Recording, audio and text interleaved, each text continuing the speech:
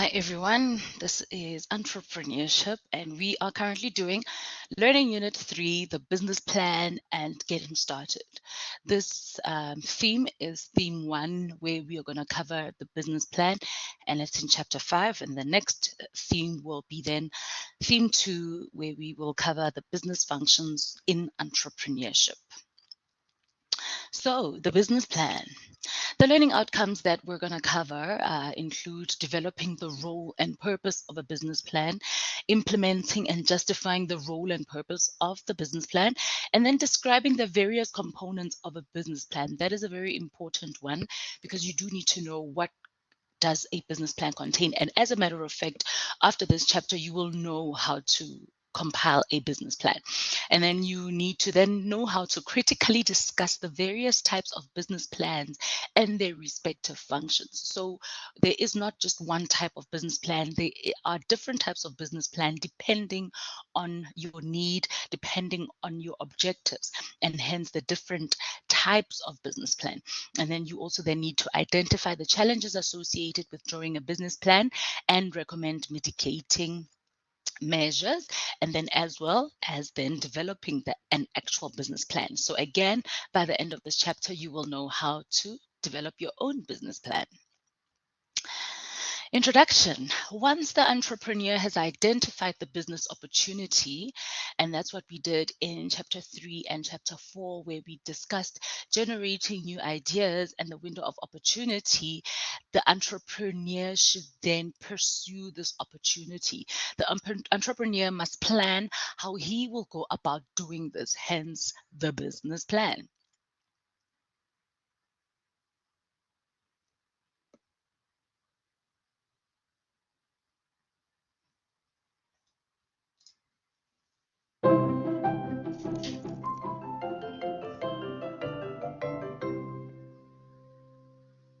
Hey, how's business? Terrible. I don't get it. My neighbor Jacob opened up a lemonade stand and he's been making tons of money. Jen, he's like 5 years old. And he's killing it.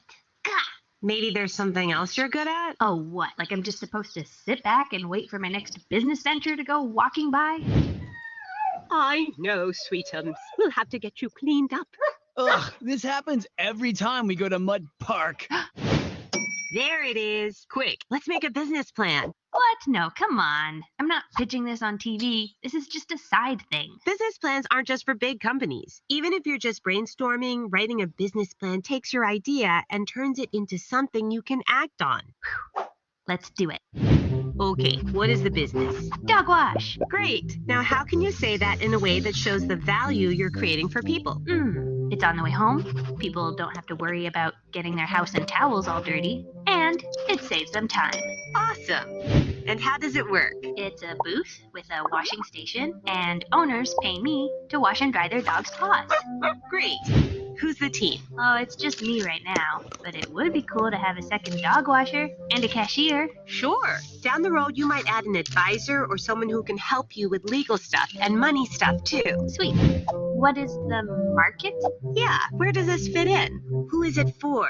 And are there enough potential customers to support a business? Okay, so I'm looking at dog owners who live around here and who walk their dogs at Mud Park.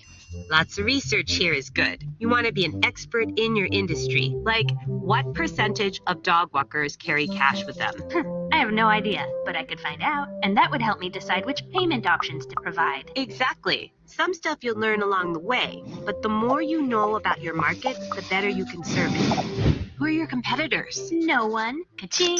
You can learn a lot by looking at other businesses, whether they're direct competitors, businesses that share your market, or even businesses in a completely different industry that inspire you. Researching the competition helps you identify the things that make your business better. Yeah. What's your market strategy? How do you grow your business, and what are the steps along the way?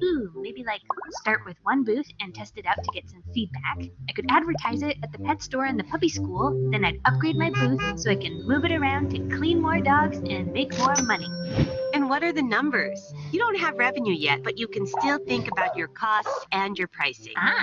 And lastly, what do you need? Tubs, a water source, doggy shampoo, towels. Any resource. You may need equipment or real estate or a permit.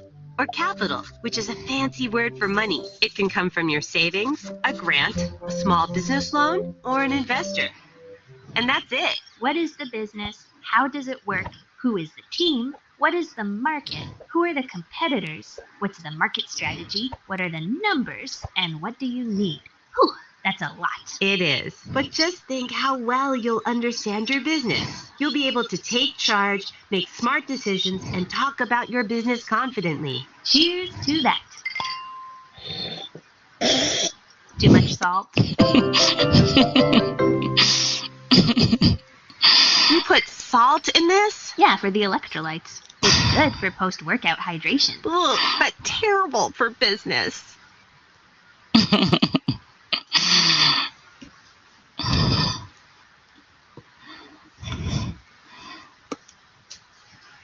So, defining of or the definition of a business plan. The business plan is a written concept that spells out where the business is heading, and it also explains in detail how it is going to reach that destination. The business plan helps the business to focus all of its activities in an organized manner on reaching that destination. And then the business plan is a written presentation that carefully explains the business, its management team, its products and services, its goals, together with strategies for reaching the goals. So, what are the reasons for drawing up business plans? Number one, it could be, and I think this is the most popular one, to obtain funding. The business plan can be considered a vital sales tool for approaching and capturing financial sources, be they investors or lenders. The business plan also helps to with resource allocation. The second thing is you would then draw up a business plan to serve an internal purpose. So your business plan has the potential to provide the person with the following. So it gives you a focus, it gives you an objective, it's a tool for measuring performance, a marketing tool for obtaining finance, like we've discussed, a roadmap to direct your business, a systematic evaluation of the changes and successes in the market, and a method for determining the risks facing the business. And then a business plan can also be used as a tool for reducing risk. The process of drawing up the business plan forces the entrepreneur to think carefully and consider each aspect of the new business venture. Hence, you will then mitigate that risk. What is the standard format and layout of a business plan? Please see table 5.1 in your prescribed textbook. So the layout of the business plan, it has the cover sheet, the table of contents, the executive summary, which is probably the most important part of a business plan, because every time you hand over your business plan to somebody, that's the page that they go and look at. And then the business and product or service description, and then the marketing plan, operations plan, management plan, sustainability plan, financial plan, and appendices if you have any. So, firstly, the cover sheet. The cover sheet should contain the following information: your full name of the business, your ownership status, full street address, postal address, contact details, and then contact name and title, as well as the date of the plan. So you need to always make sure that your business plan is updated, because now imagine you hand somebody a business plan and it says 1999. would you trust that the information in there is updated? You know what I'm saying? Or relevant? The second one is obviously your table of contents for easy navigation of your business plan. And then third, the summary or the executive abstract, hence I said, is the most important part of your business plan. It briefly sets out the contents of your business plan.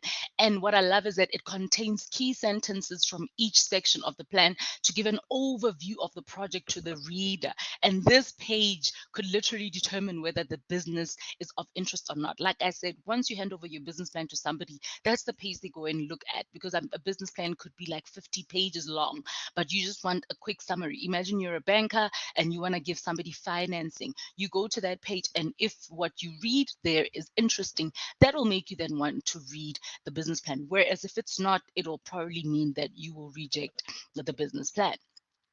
Then the fourth element is the business and product or service. So, the product or service or the business describes the product, to whom it is sold, the current status of the industry, and where the business fits in. Hence, they call it the business. The following information on the product should also be provided: the description of the product, the proprietary position. So, are there any patents, trade secrets, or other features that are, exclusive and unique to your product? And then the potential that it has, because features of the product that will give the business competitive advantage over the competition, they need to be highlighted. The fifth is the marketing plan. After you've got your product, you then need to say, what are the marketing goals of the business? How are you going to achieve them, and who will be the responsible person for achieving them? So attention should be paid to the 4 P's in marketing. So you need to outline your product, your price, your place, and promotion. This section also focuses on the customer, and in terms of the customers are the basis for your purchase decisions, and then the industry, which is the market size of those customers, and then the competition. So in this industry, who are the people that are competing with you to try and grab your customers? And then the operations plan. The operations plan focuses on facilities, manufacturing capability, and equipment. So if you are producing a product, this section is probably one of the most important for you. And the following aspects need attention. Number one, capacity. How many products, can be produced? You know me and fixing errors. How many products can be produced by the business? And then the scheduling of the production, which means the timing and steps that will be taken to bring the business up to full speed. And then the quality management, what the business will do to ensure that quality and control of inventory is in place. The seventh one is management plan or the team. And again, even if you are starting your business, in the video that we showed, that lady was saying, she's the only person that's going to work in her team. But then she also said, oh, perhaps I will need an assistant. And that assistant was, her friend. So you do need to say who are the people that are going to be working on your business, because they might also be the make or break of your business plan. If you need any kind of specialization skills, it is then important to outline who those people that have those skills are. So the quality of the management team often determines the future success of the business. Hence, it is so important. So therefore, you need to list all the directors, the consultants, advisors, and other key professionals who will be involved in your business. And then 8 is the sustainability plan, if you have one, and we recommend that you should have one. Customers and stakeholders want to know whether the business is supporting sustainability issues. People love businesses that are eco-friendly, businesses that are not only seeking profit but also seeking to take care of the world, if I can call it that, while pursuing their business interests. So this can provide the business with a competitive advantage, because it's not just about the profit but also what you will be giving back. And then the financial plan or critical risks. The financial plan has to prove beyond all reasonable doubt that the business has the potential to be operated profitably. It will also explain how much money is needed to start and operate the business, how the business will be financed, and the additional funds required. Break-even point, which is so important, pricing policy, and the cash flow position have to be addressed. Supporting projected income statements, balance sheets, and cash flow statements for a 3-year period will also have to be provided. Attention must be also provided or paid to discussing the risks and the risk responses. And if you talk about those risks, the financial risks include the establishment costs. So in terms of establishing the business, what is your product? Who are the people, the facilities, money, promotion, administration, replacement costs, and sundry costs. And if you think about a business in the beginning, all you are doing when you start a business is spending money, and hence the establishment costs. Then after you've determined the costs that you need to start your business, then you go to break even analysis. A break even is basically the uh, the the minimum amount of products that you need to sell in order for you to cover all your costs. For instance, if you are selling dresses, if your costs are, let's say, 100,000, because those were your establishment costs, then the next question is, how many dresses do I need to sell in order for me to pay for all my costs, hence break even. So after the operating costs have been estimated for a specific period, that next step is then to calculate that break even point. And you will see that the calculation of break even is total revenue equaling to total costs. So how much revenue do I need in order for me to cover all my costs? So the minimum necessary basically to cover all your costs. And then again, the last one for finances is your budgeted financial statements. So, you're operating your business and now you need to budget and basically keep account of all your books. So you would need a pro forma cash flow, pro forma cash statement of comprehensive income, pro forma statement of financial position, and the risks and problems. And the reason why they call it pro forma is because your business is only starting. And very important with the cash flow, again, because all you're doing is spending money in the beginning of your business, you do need to have money backed up or money saved up in order for you to last at least 6 months. And they say, pro forma statements of about 3 years is required. Hence, starting a business is not for the faint-hearted. And sometimes you will find that people don't start a business because they say they don't have money. But those who are resilient and have the entrepreneurial spirit or the entrepreneurial mindset, they find ways to work around that. So, risks that may require discussion also include potential price cutting by competitors, because now you're entering this market and obviously your competitors might just be threatened. And one of the ways in which they can retaliate is by cutting your prices. And I mean, if you look at the fact that you've got all these establishment costs that, are a burden onto you, it is quite a challenge if your competitors are going to be cutting their prices, because you simply cannot afford to do that because you're starting out and you need to cover your initial costs. And then other risks also include any unfavorable industry-wide trends. So what is happening in your industry? Like if you look at Pick and Pays, the ShopRites of the world, they're no longer selling full prices. Yes, there are products that we pay full prices for, but every week, week in, week out, there's always sales that they have. So if that's your industry and you're going to start a supermarket brand, clearly it means that you would then have to also have weekly specials, etc. And I remember, I think it was about in 2017, I had just moved to Johannesburg and I was shopping at Woolies. And for the first time, Woolies had specials. We call them specials, growing up. They had promotions. They had like special prices that they have on things. It was a shock. And even up till this day, Woolies has sales. I don't know what, like a professional word besides specials, but Woolies also have specials because that is that's the industry trend. And then design or manufacturing cost in excess of estimates, sales projections that will not be achieved, and that is so realistic because it's not a guarantee that you're going to achieve all your sales. Product development schedules that might not be met, difficulties or long lead times encountered in the past, difficulties in obtaining needed banking credit, and then larger than expected innovation and development costs. So these are all risks that can come to you in terms of finances. And then lastly would be your appendices. So your appendices includes all essential pieces of evidence, and that could include your CV, product brochures, customer listings, testimonials, and new articles. So anything that can back up all of the things that you said in your business plan that go in the appendix section. So how do you select the most appropriate business plan? It depends on your need. So you need to understand exactly how the new or existing business is going to operate.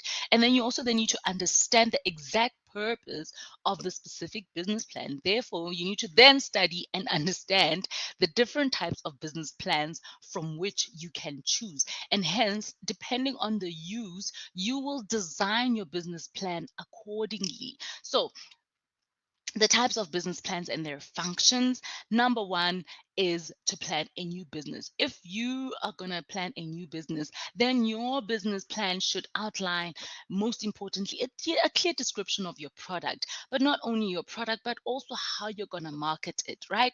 And that market, or your definition of your target market, includes the market research that you will do, and then your proof of demand. So in other words, how many people you've talked to who've said, you know what, if you go into business, I promise you I'm going to be your customer. You know, you always have those people that promise you the world, and then come the time you start your business, they are nowhere to be found, or they're the ones that are like asking for a discount. So then you also need an organizational chart flow, CVs of management team, estimates of financial needs. And this is what we've basically discussed in this chapter, right? The breakdown of where your finances will come from. And then, because it's not only going to come, yes, as much as you are planning a new business, right? You then will need to say, okay, 30% of the money is my capital, but 20% I'm also going to get from, friends and loved ones. And then I plan on borrowing 50% from the bank, and then proof that the business will be able to make loan repayments, hence the pro forma accounting statements, accounting statements that you would then compile. The second type of business plan is if you want to transform or you want to extend or expand an existing business. So one of the things that will be most important is why transformation is taking place, or why expansion is taking place. And then that would also then include your profit and growth implications, the cost of transformation, how the transformation will be financed, the return of income or of investment on the transformation, and whether the business has the capacity for that transformation. Because it's easy to say, I'm going to transform my business, but the question is, do you have that capacity? And not just in terms of your premises, but also in terms of the labor. The third type of business plan would be to create a strategic document for an existing business. So you are basically running your business and you are trying to maybe change your strategy, or you're trying to refine your strategy. And that is so important, because remember, as an entrepreneurial as an as an entrepreneur who runs an entrepreneurial venture, you are always seeking to grow, right?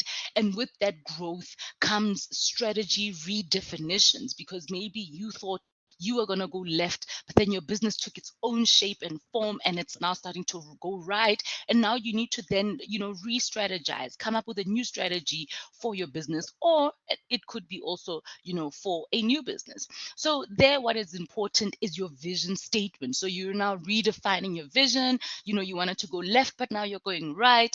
You need clearly stated objectives, your competitive analysis, your statement of competitive advantage, the strategy for reaching objectives, action plan to implement the strategy, controls to monitor performance, and then the plan to implement corrective action that is necessary.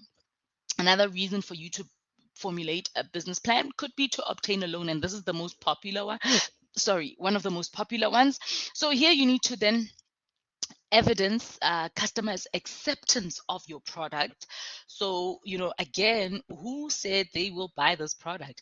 An appreciation of risks and collateral, which we've discussed earlier, evidence of focus and concentration on your limited product, realistic financial projections, realistic growth projections, avoidance of infatuation with the product, because as an entrepreneur, you're so in love with your product, you're thinking everybody will love it, but you do need to avoid that. You need to avoid overselling your product, because it's a passion project, but rather sell it because it's a realistic product that you are evidencing.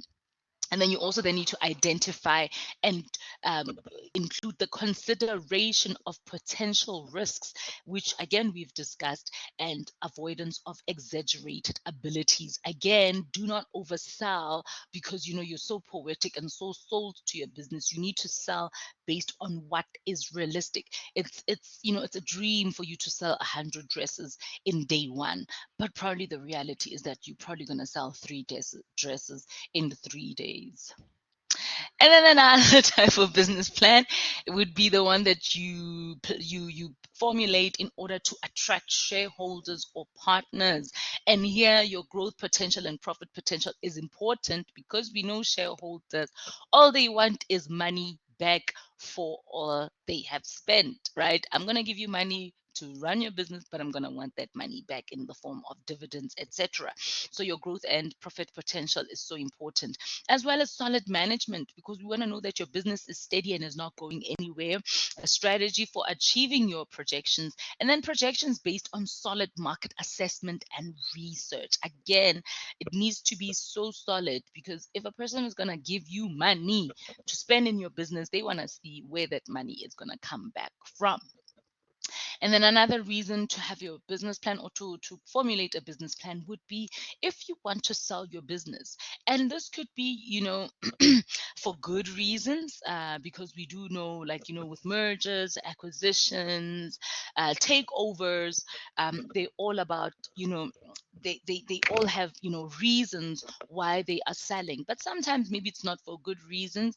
Remember when Edcon was breaking up, and the different businesses that they owned then had to be sold. Edgar's was sold to this company, Legit was sold to another company, CNA, etc., etc. So what are your reasons for selling? And then the position of the business against its competitors, because we want to know, is it doing well or is it not? And then lawsuits that could change the future of the business, should there be any.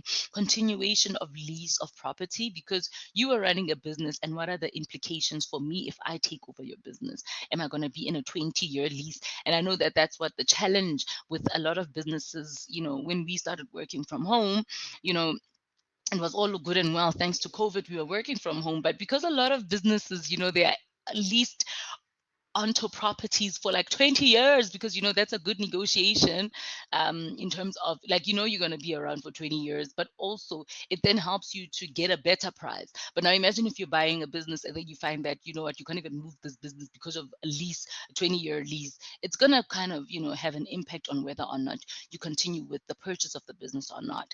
And then, can your business license be taken over? For example, with your liquor license, can you take over your liquor license if you're a business that has, a liquor license and you're selling? And then, how competent are your staff? Should they be retained? The credit rating of your business. In other words, were you paying your bills well? Is the business profitable?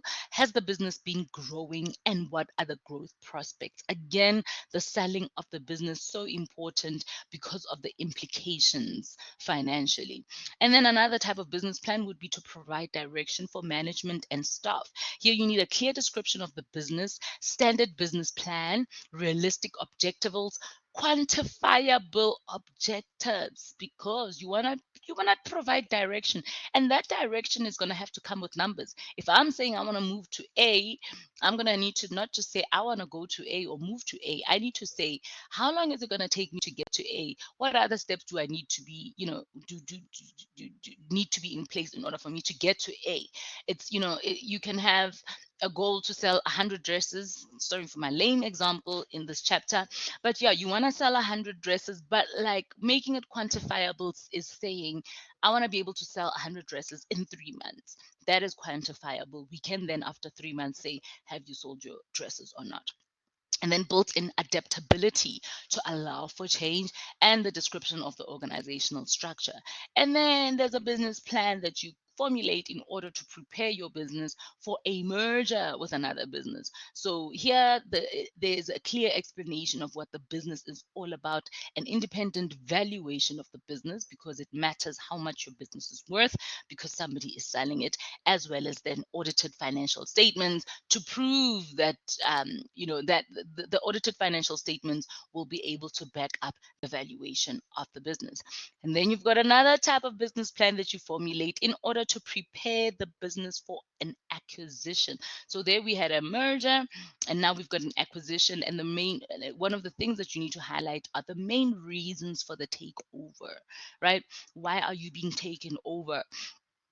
Why is it what is it viable for you to be taken over, the impact of the takeover on the business, the opportunity cost, and in fact it's if you are taking over a business, the opportunity cost for not taking the business, how the takeover will be financed because you are the one. If you're taking over a business, it means that you are buying a business, and whether the takeover will be in accordance to laws and regulations, as well as then whether the takeover is in accordance with the vision and mission of the business.